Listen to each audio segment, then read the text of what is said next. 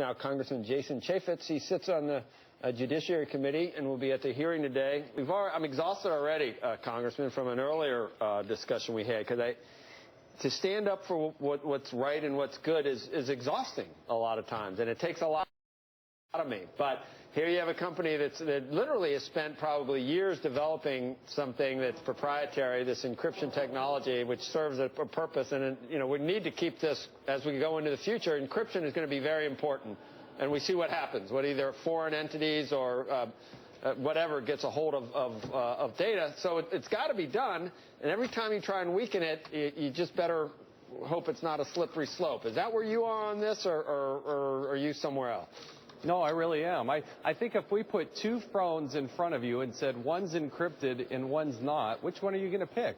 Of course you're going to pick the one that's encrypted. That's the one I want to have. That's what I want for my kids and my wife, because they're honest, decent, hardworking people, and we want to protect our data from all the hackers that we know are out there. So I'm more in the Apple camp on this one and saying I think it's a dangerous precedent for the government to come in and dictate that you have to hand the keys to all of your access to all of your data in case you might commit a crime in the future. When did Republicans become ACLU charter members, and when did liberals become, sort of people ready to waterboard terrorists?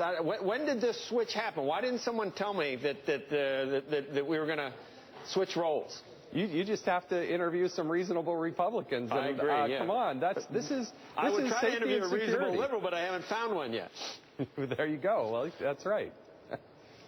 You want to ask him something? I do. Congressman, here's the question. In the analog world, in every instance where data exists, and so let's take away sort of Wicker and some of these other systems where the data disappears, or even Snapchat where the data disappears, but in every other analog parallel, if there is a judge that has a warrant, we allow people to actually get at what can offer sensitive information in the world, medical records, juvenile psychiatry records, all sorts of things that we've decided, for better or worse, make the country a better, safer place. Why is this different, and why are we suggesting that technology companies are somehow immune from subpoena and warrant power?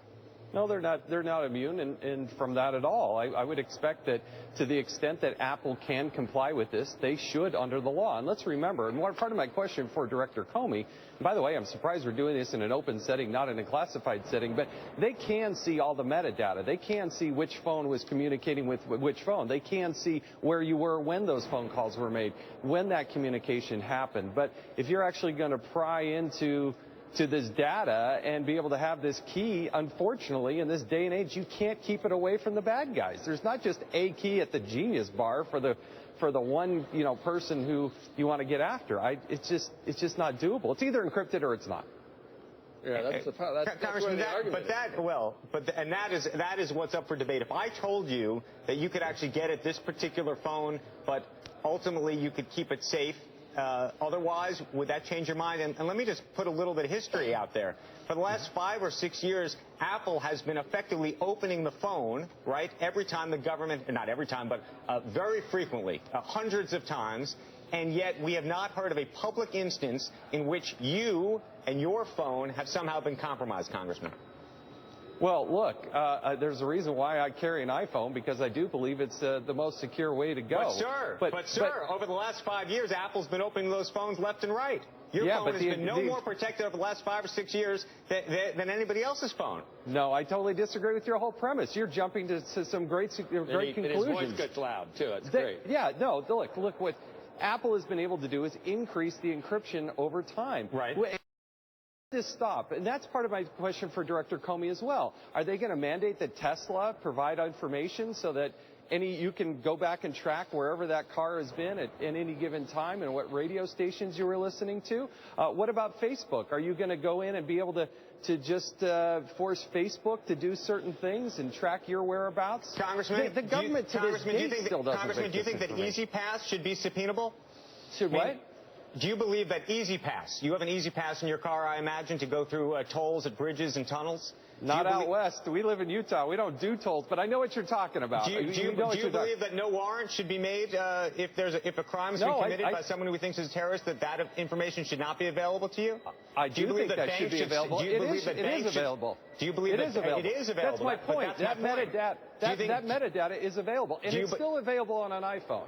So, again, we're talking about trying to break open that phone and look at some content in that phone, but the metadata is still all out there. There has been no prohibition on the government other than having to issue a warrant to go get that information. So, again, if there was urgency in this case, why didn't they do this back in December?